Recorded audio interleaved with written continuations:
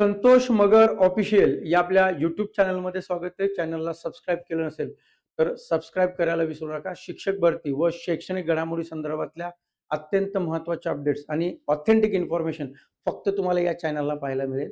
सध्या भावी शिक्षकांमध्ये आणि शिक्षक सेवकांमध्ये एक संभ्रम निर्माण झालेला आहे. तो निर्णय नेमका काय आहे हे सर्वांना माहिती झालेलं आहे, की सध्या सुप्रीम कोर्टाने 55-60च्या संदर्भामध्ये एक महत्त्वपूर्ण निर्णय दिला आणि त्यामध्ये काही निरीक्षण नोंदवलेलं आहे.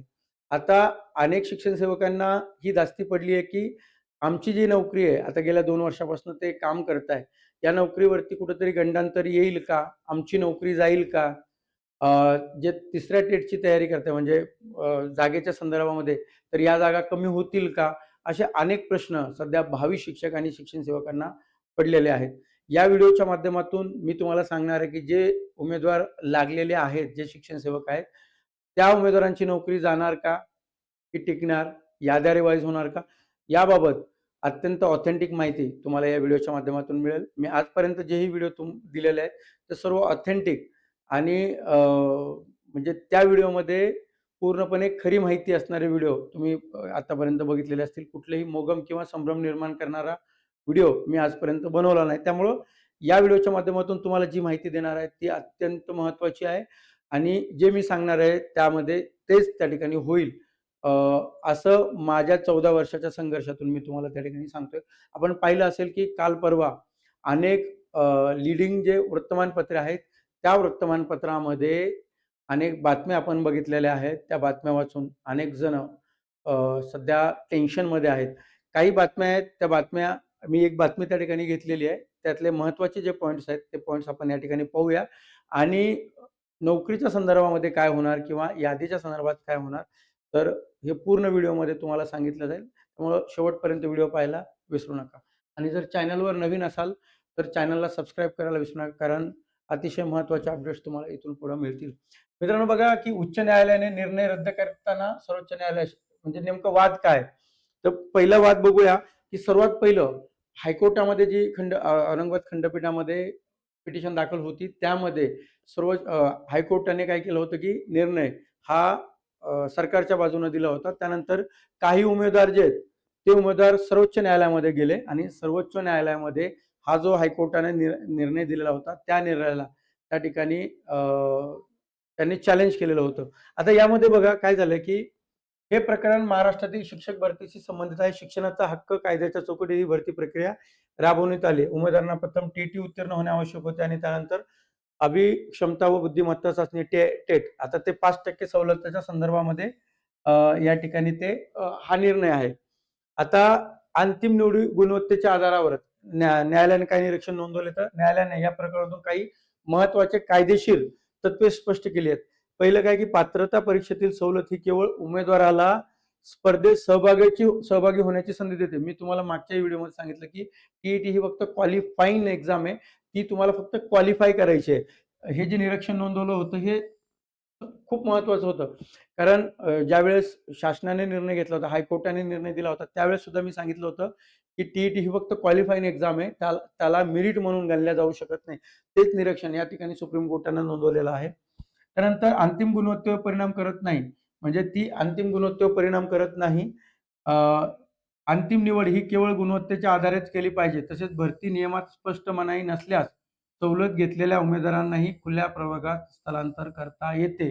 याच पार्श्वभूमीवर न्यायालयाने निर्देश दिले, की खुल्या प्रवर्गातील शेवटच्या निवड झालेल्या उमेदवारापेक्षा 30 गुणांनी अधिक अधिक गुण मिळवलेल्या अपीलकर्त्यांना गुणवत्ता यादीत समाविष्ट करावे. हे त्या ठिकाणी महत्त्वाचं निरीक्षण दिलं, की उमेदवारांपेक्षा म्हणजे निवड झालेल्या उमेदवारापेक्षा 30 गुणांनी अधिक गुण मिळालेल्या अपीलकर्त्यांना गुणवत्ता यादीत समावेश करावे.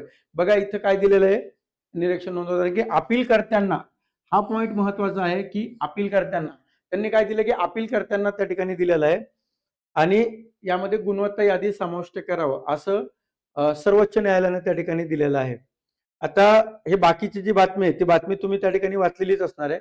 परंतु एक गोष्ट लक्षात घ्या, की सध्या यादी रिवाईज होईल का? हा प्रश्न सर्वांना त्या ठिकाणी पडलेला आहे. सर्वोच्च न्यायालयाने काय सांगितलं, की यादी रिवाईज करा, हे त्यांनी उल्लेख केलेला नाहीये. तर गुणवत्ता यादीमध्ये सुधारित करा. म्हणजे ज्या काही चुका झाल्या असतील त्याच्यामध्ये सुधारणा करा. परंतु स्पष्टपणे यादी रिवाईज करा याबाबतचं काही कोर्टाने म्हटलं नाही. तिसऱ्या पॉइंटमध्ये त्यांना असं सांगितलंय सुप्रीम कोर्टाने, की हायकोर्टाचा निर्णय हे पूर्णपणे चुकीचा आहे आणि तो त्यांनी चुकीचा ठरवलाय, की हा निर्णय जो दिलेला आहे, की यादी बरोबर आहे म्हणून हा चुकीचा आहे. म्हणजे एक प्रकारे काय म्हणतात, की उच्च न्यायालयाचा निर्णय हा चुकलेला आहे आणि एका ठिकाणी त्यांनी अपीलकर्त्यांना, जे अपीलकर्ते आहेत त्यांना समाविष्ट करण्यासंदर्भामध्ये सांगितलेलं आहे. आता यामध्ये काही शक्यता आहेत. त्या शक्यता मी तुम्हाला या ठिकाणी सांगणार आहे.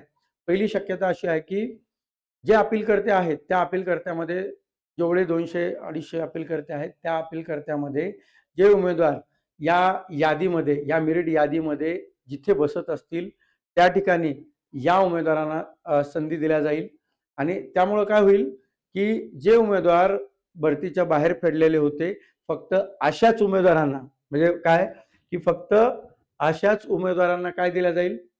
संधी दिल्या जाईल.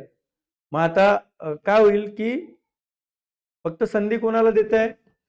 जे उमेदवार त्या ठिकाणी जॉईन आहे म्हणजे जॉईन झाले नाहीत किंवा त्यांना संधी मिळालेली नाही. फक्त अशाच उमेदवाराला त्या ठिकाणी संधी दिल्या जाईल, पहिली शक्यता.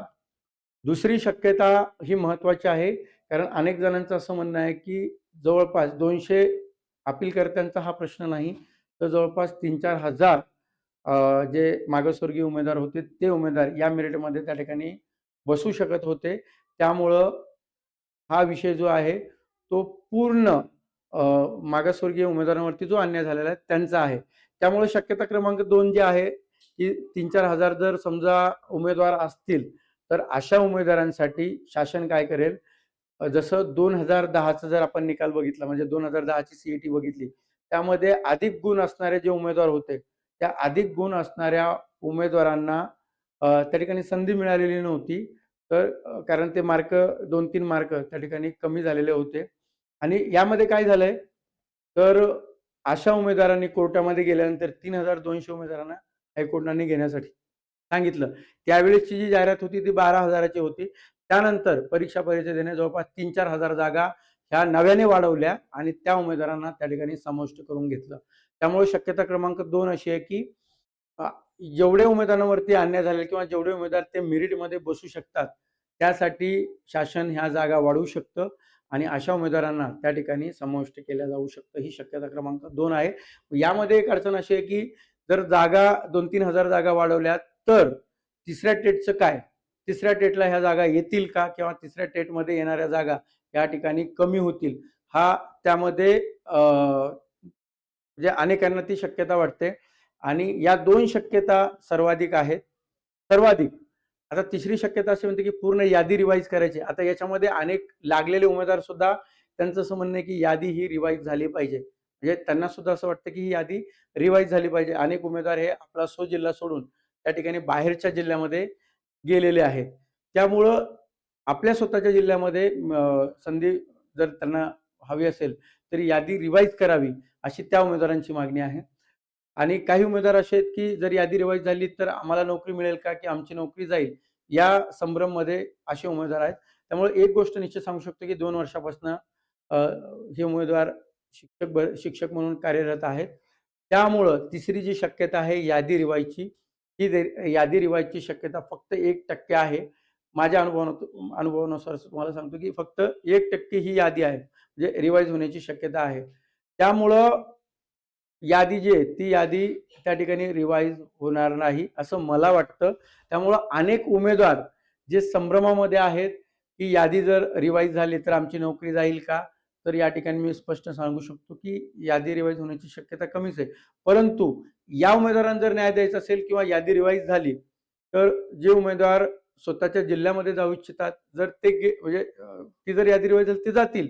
परंतु जे उमेदवार आता सेवेमध्ये दाखल झालेले आहेत, त्या उमेदवारांना सेवेतून काढल्या जाणार नाही किंवा ते उमेदवार घरी बसणार नाहीत. एवढं या ठिकाणी स्पष्ट सांगतो. फक्त झालं एखाद्या वेळेस म्हणजे हे रेअर गोष्ट आहे. ते सांगतो की हे रेअर आहे. जर झालं तर फक्त त्यांची आस्थापना त्या ठिकाणी बदलेल. बाकी काही होणार नाही. त्यांची नोकरी या ठिकाणी जाणार नाही. हे मी तुम्ही हे जे मी सांगतोय, एवढं जर तुम्ही 1 मिनिटाचा 30 सेकंदाचा व्हिडिओ जरी तुम्ही एडिट करून ऐकत बसलात किंवा ज्यावेळेस शासन निर्णय घेईल, त्यावेळेस तुमच्या लक्षात येईल, की मगर सरांनी सांगितलं होतं, की यादी रिवाईज झाली तरी या उमेदवारांची नोकरी जाणार नाही. हे स्पष्टपणे या ठिकाणी मी सांगतो. त्यामुळं बाकीच्या सर्व उमेदवारांना मी एवढं सांगतो, की जे उमेदवार संभ्रमामध्ये आहेत, नोकरी जाईल का? तर असं काही होणार नाही. त्यामुळे तुम्ही निश्चिंत राहा आणि मी दिलेली माहिती आजपर्यंत शिक्षक भरतीमध्ये खोटी ठरलेली नाही. एवढं या ठिकाणी सांगतो. कारण हा लाईव्ह व्हिडिओ आहे. हा व्हिडिओ तुम्ही केव्हाही बघू शकता. ज्यावेळेस शासन निर्णय घेईल, त्यावेळेस एक निश्चित सांगेल, की तुमची नोकरी त्या ठिकाणी गेलेली नसणार. हे मी वारंवार त्या ठिकाणी सांगतोय तुम्हाला. त्यामुळं चिंता करण्याची कुठलीही आवश्यकता नाही. नोकरी जाणार नाही. फक्त 2 शक्यता मी या ठिकाणी सांगितल्या. त्या 2 शक्यतावरती या ठिकाणी काम होऊ शकतं. पण तिसरी गोष्ट अशी की थर्ड टेटमध्ये जो निर्णय घेतला गेला होता, तो निर्णय आता थर्ड टेटमध्ये घेतला जाणार नाही किंवा त्या पद्धतीच्या याद्या आता लागणार नाहीत. म्हणजे 55-60 जो निर्णय सेकंडला घेतला ना, तो थर्डला लागणार नाही. एवढं त्या ठिकाणी होईल. यानंतर असा याद्या त्या ठिकाणी लागणार नाहीत. एवढं निश्चित आहे. हा व्हिडिओ जर तुम्हाला आवडला असेल, तर आपल्या सर्व शिक्षक बांधवापर्यंत हा व्हिडिओ फॉरवर्ड करायला विसरू नका. कारण अनेक जण झोपलेले नाहीत. 12-12, 1-1 वाजता त्या ठिकाणी मला कॉल आलेत, काही मेसेज आलेत. त्यामुळे मी हा व्हिडिओ सर तुम्ही एकदा व्हिडिओ बनवा, अशा अनेकांची अपेक्षा होती. त्यामुळे मी हा व्हिडिओ शिक्षण सेवकांच्या आग्रहाखातर बनवलेला आहे. त्यामुळे हा व्हिडिओ आपल्या सर्व शिक्षण बांधवांपर्यंत पोहोचला पाहिजे आणि आणखीन जर तुम्हाला काही वाटत असेल तर कमेंटमध्ये तुम्ही टाकू शकता. मी त्यालाही उत्तर त्या ठिकाणी देईल. मग हा व्हिडिओ जास्तीत जास्त शेअर करायला विसरू नका आणि चॅनलला नवीन असाल तर चॅनलला सबस्क्राईब करायला विसरू नका. थँक भेटूया नवीन व्हिडिओमध्ये. धन्यवाद.